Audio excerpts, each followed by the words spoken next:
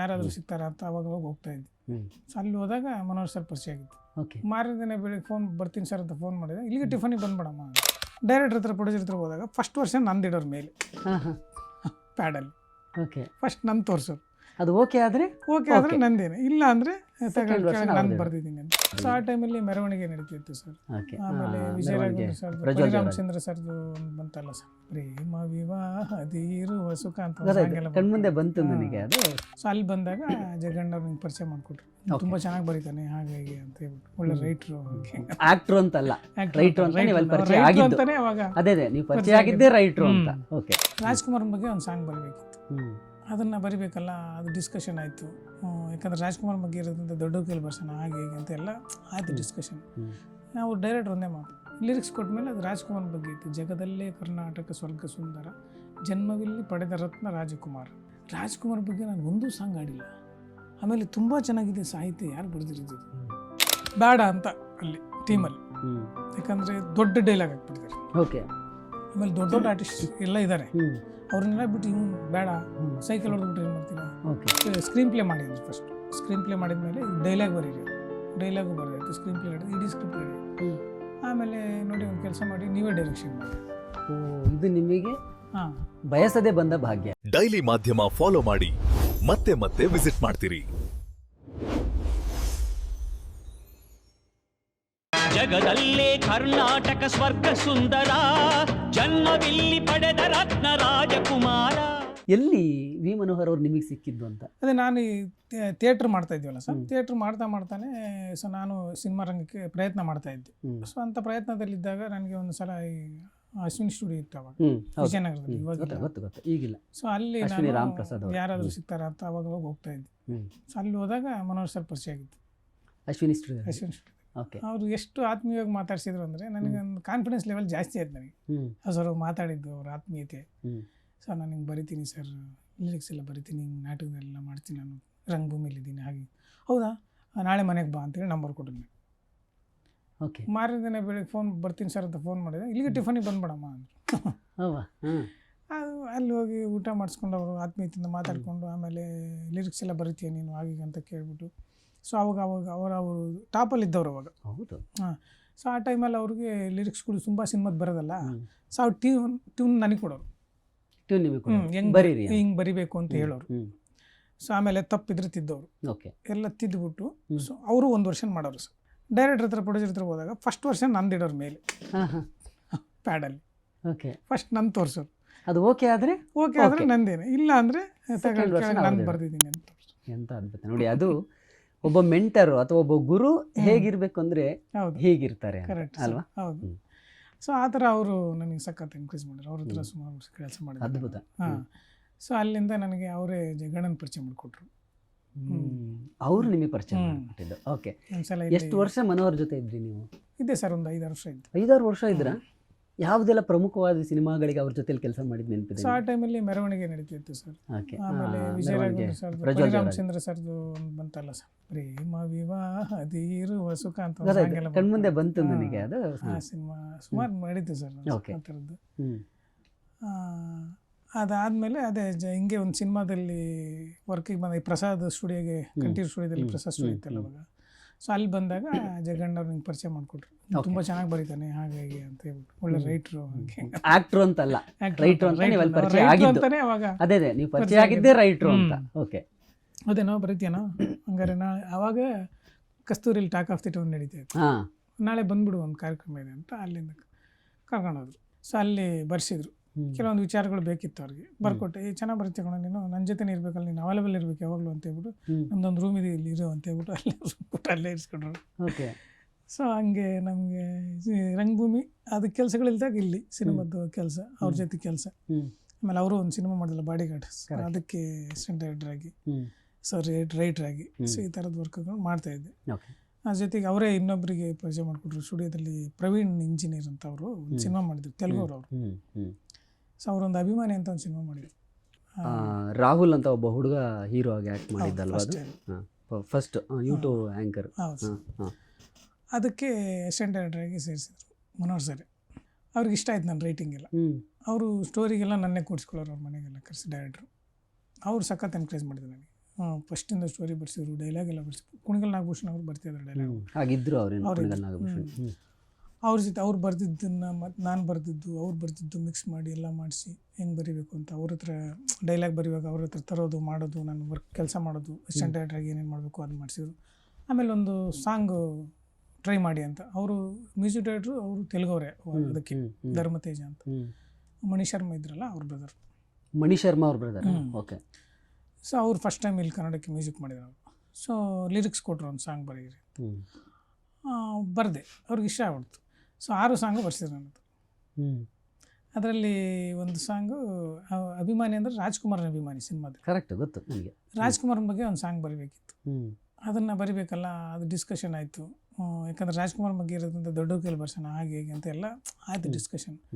ಅವ್ರು ಡೈರೆಕ್ಟ್ರ್ ಒಂದೇ ಮಾತು, ತುಂಬ ಚೆನ್ನಾಗಿ ಬರೀತಾನೆ, ನೀನೇ ಬರೀಲಿ.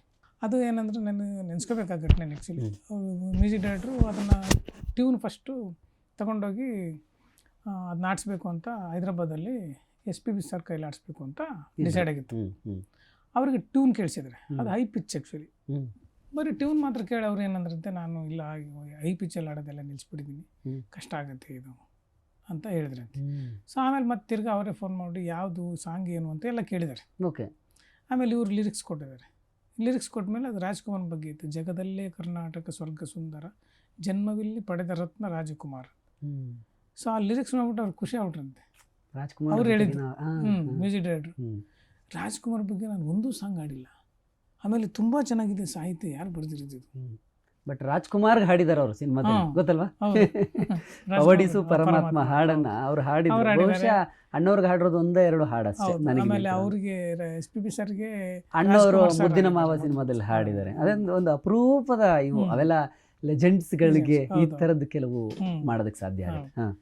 ತುಂಬ ಚೆನ್ನಾಗಿದೆ ಸಾಹಿತ್ಯ, ನಾನು ಕಷ್ಟ ಆದ್ರೂ ಪರಲ್ಲ ಹಾಡ್ತೀನಿ ಅಂದ್ರಂತೆ. ಅವ್ರು ಖುಷಿ ಆಗ್ಬಿಟ್ಟು ಮ್ಯೂಸಿಕ್ ಡೈರೆಕ್ಟರ್ ಅಲ್ಲಿಂದನೇ ಫೋನ್ ಮಾಡಿದ್ರು. ಭಾಳ ಖುಷಿ ಆಗ್ಬಿಟ್ರು. SPB ಸರ್ರು ಲಿರಿಕ್ಸ್ ಭಾಳ ಚೆನ್ನಾಗಿ ಬರ್ತಿದ್ದಾರೆ, ಯಾರು ಅಂತ ಕೇಳಿ ಹಂಗಿಂಗೆ ಅಂತ ಹೇಳಿದ್ರು ಅಂತ ಹೇಳ್ಬಿಟ್ಟು ಹೇಳಿದರು. ಓಕೆ. ಸೊ ಅದನ್ನ ಆಡಿದ್ರು ಸರ್. ಅದು ಭಾಳ ಖುಷಿ ಕೊಟ್ಟು ವಿಚಾರ. ಸೊ ಅದಾದಮೇಲೆ ಇವರು ಅದರಲ್ಲಿ ತಾರಮ್ಮ, ಶರತ್ ಬಾಬು ಸರ್ ಎಲ್ಲ ಆ್ಯಕ್ಟ್ ಮಾಡಿದ್ರು. ಅವ್ರಿಗೊಂದು ಸಾಂಗ್ ಇತ್ತು. ಅವರು ಶರತ್ ಬಾಬು ಸರ್ ಲಿರಿಕ್ಸ್ ನೋಡ್ಬಿಟ್ಟು, ಐ ಗೋವಿಂದ್ ಬಾಯ್ಲಿ ಇಷ್ಟು ಕಷ್ಟವಾಗಿ ಲಿರಿಕ್ಸ್ ಬರೆದ್ರೆ ನಾವು ಹೆಂಗೆ ಆಡೋದು ಅಂತ ಮಾಡೋರು. ಸೊ ಅಂದರೆ ಎಲ್ರಿಗೂ ಇಷ್ಟ ಆಯ್ತು ಅವಾಗ. ಆಮೇಲೆ ಶ್ರೀನಾಥ್ ಸರ್ ಇದ್ರು, ಅವರು ಎಷ್ಟು ಅಪ್ರಿಷಿಯೇಟ್ ಮಾಡಿದ್ರು ಗೊತ್ತಾ ಲಿರಿಕ್ಸ್ ಎಲ್ಲ ನೋಡಿ. ಓಕೆ. ಅವರು ಅಪ್ರಿಷಿಯೇಟ್ ಮಾಡಿದರು. ಸೊ ಹಿಂಗೆ ಅವರು ಕೊಟ್ಟ ಎನ್ಕರೇಜ್ಮೆಂಟು ಅದರಲ್ಲಿ. ಆಮೇಲೆ ಸೊ ಡೈರೆಕ್ಟ್ರು ಏನು ಮಾಡಿದ್ರು, ಒಂದು ಪಾತ್ರನೂ ಹಾಕಿದ್ರು. ಅದು ಫಸ್ಟ್ ಟೈಮ್ ಆ್ಯಕ್ಚುಲಿ ನನಗೆ. ನೀವೊಬ್ಬ ಆ್ಯಕ್ಟರ್ ಆಗಿ, ಸಿನಿಮಾದಲ್ಲಿ ಆ್ಯಕ್ಟರ್ ಆಗಿ ಫಸ್ಟು ಅಭಿಮಾನಿ ಸಿನಿಮಾದಲ್ಲಿ ಕಾಣಿಸ್ಕೊಂಡ್ರಿ. ಅಲ್ಲಿ ರಂಗಣ್ಣ ಸರ್ ಜೊತೆ ಹಾಕಿದ್ರು ನನಗೆ. ಓಕೆ. ಅದು ಡಿಸ್ಕಷನ್ ಅಲ್ಲಿ ಟೀಮಲ್ಲಿ ಬರುತ್ತಲ್ಲ ಸಹಜವಾಗಿ. ಅವಾಗ ಅದು ನೆಗೆಟಿವ್, ಅವಾಗ ಡಿಜಿಟಲ್ ಅಲ್ಲ, ನೆಗೆಟಿವ್ ಇತ್ತು. ಡಿಜಿಟಲ್ ಬಂದಿದ್ದು 2012-13 ನಂತರ. ಫಸ್ಟ್ ಡೇನೇ ನಂದು ಶಾರ್ಟ್ ಹಾಕಿದ್ರು ನಮ್ಮದು ರಂಗಣ್ಣರಿಗೆ ಸರ್ದು. ಆಮೇಲೆ ನಮ್ಮದು ಮುಹೂರ್ತಕ್ಕೆ ನಮ್ಮದು ಶಾರ್ಟ್ ಹಾಕಿದ್ರು. ಬೇಡ ಅಂತ ಅಲ್ಲಿ ಟೀಮಲ್ಲಿ, ಯಾಕಂದರೆ ದೊಡ್ಡ ಡೈಲಾಗ್ ಹಾಕ್ಬಿಟ್ಟಿದ್ದಾರೆ. ಓಕೆ. ಆಮೇಲೆ ದೊಡ್ಡ ದೊಡ್ಡ ಆರ್ಟಿಸ್ಟ್ ಎಲ್ಲ ಇದ್ದಾರೆ, ಅವ್ರನ್ನೆಲ್ಲ ಬಿಟ್ಟು ಇವ್ನು ಬೇಡ, ಸೈಕಲ್ ಹೊಡೆದ್ಬಿಟ್ಟು ಏನು ಮಾಡ್ತೀರಾ? ಓಕೆ ಸರ್, ಅವ್ರಿಗೆ ಏನು ಕಾನ್ಫಿಡೆನ್ಸ್ ಇತ್ತಲ್ಲ ಗೊತ್ತಿಲ್ಲ ಡೈರೆಕ್ಟ್ರಿಗೆ. ನಾನು ಅದನ್ನೇ ಮಾಡ್ತಾನೆ ಸರ್. ಅದು ಅಷ್ಟು ಕಾನ್ಫಿಡೆನ್ಸ್ ಇದ್ದಿದ್ದರಿಂದ ಏನು ಒಂದೇ ಟೇಕಿಗೆ ಮುಗಿದೋಯ್ತು. ಅದು ಒಂದು ಪೇಜ್ ಡೈಲಾಗ್ ಫಸ್ಟ್ ಟೇಕಲ್ಲೇ ಮುಗಿಸ್ಬಿಟ್ರಿ. ಸೊ ಅವ್ರ ನಂಬಿಕೆಯನ್ನು ನೀವು ಉಳಿಸ್ಕೊಂಡು ಎಲ್ಲರೂ ಕ್ಲಾಪ್ಸ್ ಹೊಡೆದು ಕುಣಿಗಲ್ ಸರ್ ಕೂತಿದ್ರು, ಬಂದು ಎತ್ಕೊಂಡ್ಬಿಟ್ಟು ಸೂಪರ್ ಸೂಪರ್ ಅಂತ ಕುಣಿದ್ಬಿಟ್ರು. ಅದಾದಮೇಲೆ ಸಿನಿಮಾ ಶುರು ಆಯಿತು. ರಂಗಣ್ಣರಿಗೆ ಸರ್ ನನಗೆ ಸುಮಾರು ಸಜೆಷನ್ಸ್ ಮಾಡಿದ್ರು, ಹಂಗೆ ಮಾತಾಡ್ಬೇಡ, ಈಗ ನಾನು ಸ್ವಲ್ಪ ಫಾಸ್ಟಾಗಿ ಮಾತಾಡ್ತಿದ್ದು. ಫಾಸ್ಟಾಗಿ ಮಾತಾಡಿದ್ರೆ ಏನು ಕಷ್ಟ ಆಗುತ್ತೆ, ನಾಳೆ ಡಬ್ಬಿಂಗ್ ಮಾಡೋದು ಹೆಂಗೆ ಎಷ್ಟು ಕಷ್ಟ ಆಗುತ್ತೆ, ಅದು ಲಿಪ್ ಸಿಂಕ್ ಮಾಡೋದು ಭಾಳ ಕಷ್ಟ. ಆಮೇಲೆ ನಾವು ಥಿಯೇಟ್ರಲ್ಲಿ ಮಾಡಿರ್ತಿದ್ವಿ ಅಷ್ಟೇ. ಸ್ಕ್ರೀನ್ ಫಸ್ಟ್ ನನಗೆ ಸ್ಕ್ರೀನ್ಗೂ ಥಿಯೇಟ್ರಿಗೂ ಎಷ್ಟು ಡಿಫ್ರೆನ್ಸ್ ಇರುತ್ತೆ ಅದೆಲ್ಲ ನನಗೆ ತುಂಬ ಹೇಳ್ಕೊಟ್ರು ಅವರು. ಸೊ ಆ ಥರದ್ದೆಲ್ಲ ಹೇಳಿ ಮಾಡಿಸಿ, ಆಮೇಲೆ ಅವರು ಡೈರೆಕ್ಟ್ರು ಕೂಡ ಕಾನ್ಫಿಡೆನ್ಸ್ ಇಟ್ಟು ನನ್ನ ಮೇಲೆ ಮಾಡೇ ಮಾಡ್ತೀನಿ ಮಾಡು ಅಂತ ಹೇಳ್ಬಿಟ್ಟು ಮಾಡಿಸಿ. ಸೊ ಆ ಸಿನಿಮಾ ಆ್ಯಕ್ಚುಲಿ ಅದು ಸಣ್ಣ ಪಾತ್ರ ಅಲ್ವೇ ಅಲ್ಲ ಅದು. ಆಮೇಲೆ ಸಿನಿಮಾದಲ್ಲಿ ನೋಡಿದ್ರಿ, ಬಟ್ ಇಡೀ ಸಿನಿಮಾದಲ್ಲಿ ಕ್ಯಾರಿ ಆಗಿತ್ತು ಆ ಥರದ್ದೊಂದು ಪಾತ್ರ ಕೊಟ್ಟರು. ಓಕೆ. ಸೊ ಅದಾದಮೇಲೆ ನಾನು ಬೇರೆ ಬೇರೆ ಡೈರೆಕ್ಟ್ರುಗಳ ಹತ್ರ, ರಾಮನಾಥ್ ರುಗ್ವೀರ್ ಹತ್ರ, ಮನೋಜ್ ಸರ್ ಹತ್ರ, ಆಮೇಲೆ ಗೌರವ್ ವೆಂಕಟೇಶ್ ಅಸಿಸ್ಟೆಂಟ್ ಡೈರೆಕ್ಟ್ರಾಗಿ, ಸ್ಕ್ರಿಪ್ಟ್ ರೈಟ್ರಾಗಿ ಎಲ್ಲ ಮಾಡ್ತಾಯಿದ್ದೆ. ಮಾಡ್ತಾ ನಾನು ಸಿನಿಮಾ ಡೈರೆಕ್ಷನ್ಗೂ ಬಂದೆ. 2 ಸಿನಿಮಾ ಮಾಡಿದ್ರಿ. ಬೇಕೋ ಬೇಡವೋ ಅದು ನಿಮ್ಗೊಂದು ಒಂದು ಒಳ್ಳೆ ಅನುಭವನೂ ಹೌದು, ಒಂದು ಜೀವನದಲ್ಲಿ ಒಂದು ಪಾಠನೂ ಹೌದು ಅಲ್ವಾ?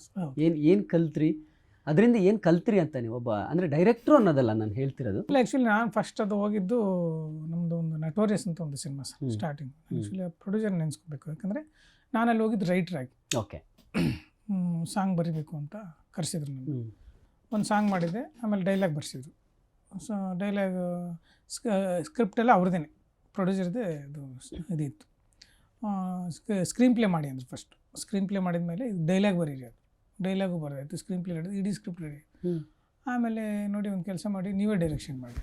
ಓ, ಇದು ನಿಮಗೆ ಹಾಂ ಬಯಸದೇ ಬಂದ ಭಾಗ್ಯ ಹೌದು ಫಸ್ಟ್ ಅಲ್ವಾ? ಅವರೇ ನೀವು ಅಂದ್ಕೊಂಡಿದ್ದಲ್ಲ ಅದು. ಹೌದು. ಓಕೆ. ಇಲ್ಲ ಸರ್, ನಾನು ಬೇಡ, ಯಾಕಂದರೆ ನಮಗೆ ಒಬ್ಬ ಡೈರೆಕ್ಟರ್ ಆದಾಗ ಒಬ್ಬ ವ್ಯಕ್ತಿಗೆ ಯಾವ್ದಾರಲ್ಲಿ ಫಸ್ಟ್ ನಾನು ಇಂಥದ್ದು ಮಾಡಬೇಕು ಅಂಥದ್ದು ಮಾಡ್ಬೇಕಂತ ಇರುತ್ತಲ್ಲ. ಸೊ ನಾನು ಅವ್ರಿಗೊಂದು ಕತೆ ಹೇಳಿದ್ದೆ ನಂದೇನೆ. ನನಗೆ ಅವಾಗ ಕಾಮಿಡಿಯಲ್ಲಿ ಗ್ರಿಪ್ ಇತ್ತು, ಸ್ವಲ್ಪ ಎಸೆನ್ಸ್ ಇತ್ತು ನನಗೆ ಅದರಲ್ಲಿ, ಅದನ್ನೇ ಮಾಡಬೇಕು ಅಂತ. ಅವರು ಇದು ಚೆನ್ನಾಗಿದೆ, ಭಾಳ ಚೆನ್ನಾಗಿದೆ, ಇದನ್ನ ಆಮೇಲೆ ಮಾಡೋಣ, ಇದನ್ನು ನಿಮಗೆ ನೀವೇ ಡೈರೆಕ್ಷನ್ ಮಾಡಿ, ಇದನ್ನು ಫಸ್ಟ್ ಇದನ್ನು ಮಾಡಿಬಿಡೋಣ, ಅದಕ್ಕೆ ನೀವು ಡೈರೆಕ್ಷನ್ ಮಾಡಿ ಅಂತ ಅಪರ್ಚುನಿಟೀಸ್ ಕೊಟ್ಟರು. ಅವರು ಆ್ಯಕ್ಚುಲಿ ನಮ್ಮ ಕಡೆ ಹಾವೇರಿ. ಓಕೆ. ಅಲ್ಲೂ ಕೂಡ ಒಳ್ಳೊಳ್ಳೆ ಆರ್ಟಿಸ್ಟ್ಗಳನ್ನೇ ಹಾಕಿದ್ರಲ್ಲ, ರಾಕೇಶ್ ಅಡಿಗ, ರಮ್ಯಾ ಬಾರ್ನ, ಸಾಧು ಸಾರು, ಓಂ ಪ್ರಕಾಶ್ ಸಾರು, ಸುಚೇಂದ್ರ ಪ್ರಸಾದ್, ರಾಜಿ ತಾಳುಕೋಟಿ ಸಾರು, ರವಿಚೇತನ್ ಸರ್, ಹೀಗೆ ಎಲ್ಲ ದೊಡ್ಡ ದೊಡ್ಡ ಆರ್ಟಿಸ್ಟ್ನೇ ಹಾಕಿ ಮಾಡಿದ್ವಿ. ಸಿನಿಮಾನೂ ಚೆನ್ನಾಗಾಯಿತು, ಸಾಂಗ್ಸ್ ಕೂಡ ಭಾಳ ಚೆನ್ನಾಗಿ ಬಂದು. ಒಂದು ಕೈಲಾಶ್ ಕೇರ್ ಆಡಿದರು, ಅರವಿಂದ್ ಅಂತ ಸರಿಗಮಪದಿಲ್ಲ ಅವ್ರು ಆಡಿದರು, ವಿಜಯ್ ಅಂತ ಸಿಂಗರ್ ಓಕೆ, ಅವರು ಅವಾಗ ಲೀಡಲ್ಲಿದ್ದರು. ಸಾಂಗ್ಸು ಕೂಡ ಚೆನ್ನಾಗಿ ಬಂತು. ಬಟ್ ಕಾರಣಾಂತರದಿಂದ ಸಿನಿಮಾನೂ ಚೆನ್ನಾಗಿ ಬಂತು, ರಿಲೀಸ್ ಆಗಲಿಲ್ಲ ಕಾರಣಾಂತರದಿಂದ. ಆ ಟೈಮಲ್ಲಿ ರಿಲೀಸ್ ಆಗಿದ್ರೆ ಏನೋ ಒಂದು ಆಗಿರೋದು, ಬೂಸ್ಟಪ್ ಆಗಿರೋದು. ಅದಾದ್ಮೇಲೆ ಅದನ್ನ ರಿಲೀಸ್ ಮಾಡೋ ಪ್ರಯತ್ನ ಮಾಡಲಿಲ್ವಾ ಅಂತ? ಪ್ರಯತ್ನಗಳು ನಡೀತಾನೆ ಇದೆ ಸರ್, ಇದುವರೆಗೂ ನಡೀತಿದೆ. ಹೌದಾ? ಅವ್ರಿಗೆ ಪಾಪ ಪ್ರೊಡ್ಯೂಸರ್ಗೆ ಏನೇನೋ ಸಮಸ್ಯೆಗಳು. ಓಕೆ. ಸೊ ಹಾಗಾಗಿ ಅದು ಹಂಗೆ ಆಯಿತು. ಓಕೆ.